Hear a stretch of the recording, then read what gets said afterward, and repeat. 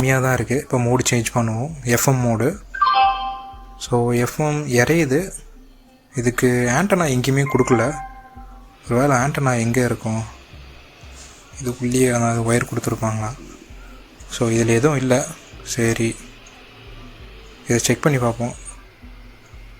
கூகுளில் செக் பண்ணி பார்த்தா இதோட கேபிள் தான் இதுக்கான ஆண்டனா அப்படின்னு கொடுத்துருந்தாங்க, சார்ஜிங் கேபிள் தான். ஸோ அதை இன்செர்ட் பண்ணி செக் பண்ணிடலாம். செக் பண்ணால் ஆமாங்க, ஆக்சுவலாக இதுதான் அதுக்கு ஆண்டனா போல். ஸோ இப்போ பாருங்கள், இறைச்சல் இல்லாமல் க்ளீனாக கேட்குது. ஸோ ஓகே, கிளியராக இப்போ பாருங்க, கிளியராக கேட்குது. ரொம்பவே கிளியராக இருங்க.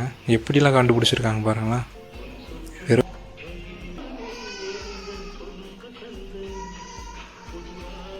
ஓகே, எனிவே நமக்கு இப்போ எஃப்எம் நல்லா கேட்குது. சேனல் சேஞ்ச் பண்ணி பார்ப்போம்.